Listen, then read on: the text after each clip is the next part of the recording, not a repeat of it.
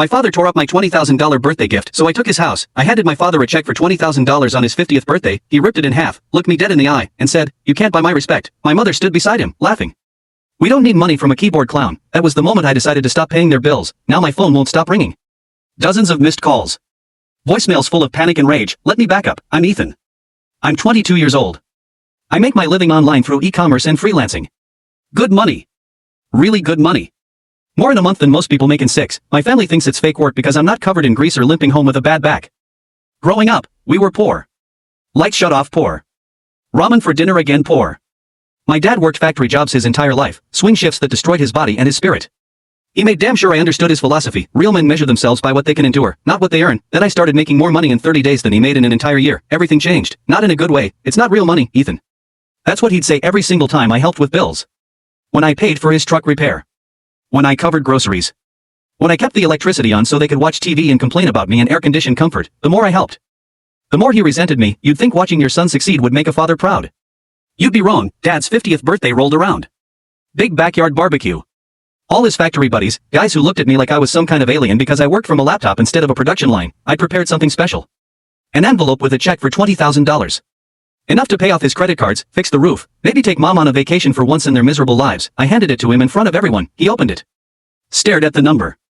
Then he laughed, not a happy laugh. A cruel one. You think this buys my respect? He shoved the envelope back at my chest. Keep your money, Ethan. I don't need charity from someone who doesn't know what real work is. The entire backyard went silent. 40 people watching me get humiliated by my own father. My younger brother Liam smirked from across the picnic table. Trying to Venmo your way into being the favorite, huh? Then Liam handed Dad his gift. A $20 pocket knife from a gas station. Generic. Thoughtless. Dad's face lit up like Christmas morning. Now this is thoughtful. This is a real man's gift. He held up the cheap piece of shit like it was Excalibur while everyone nodded approvingly. I sat there with a $20,000 check in my hand, feeling like the biggest fool on earth. That night, I made a decision. I was done being their ATM. I went home, logged into my bank account, and canceled every automatic payment I'd set up for them. Electric bill. Internet. Car insurance. Phone plan. Everything. 2 months later, my phone exploded at 2 a.m., 3 missed calls from Dad. 2 from Mom. A string of texts from Liam saying Dad was furious and I needed to call back immediately. I answered. Dad was already yelling before I could say hello. What the hell is wrong with you? We have no electricity. No internet. The bills are piling up, so pay them, I said calmly. You're throwing a tantrum like a goddamn child. I laughed. Actually laughed. I'm the child?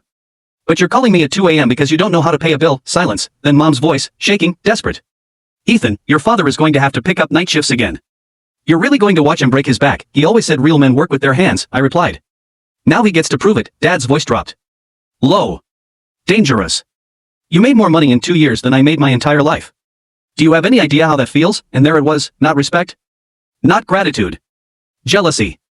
Pure, toxic jealousy. I hope you figure it out, I said, and hung up. For 2 weeks, the guilt trips came from every angle. Mom sent daily texts about how I was tearing the family apart. Liam kept messaging that I needed to just help them so they'd stop bothering him. I ignored all of it. Then one night, I came home to find Dad sitting on my apartment steps. The second he saw me, he stood up and pushed past me into my apartment like he still had authority over me. His face was red.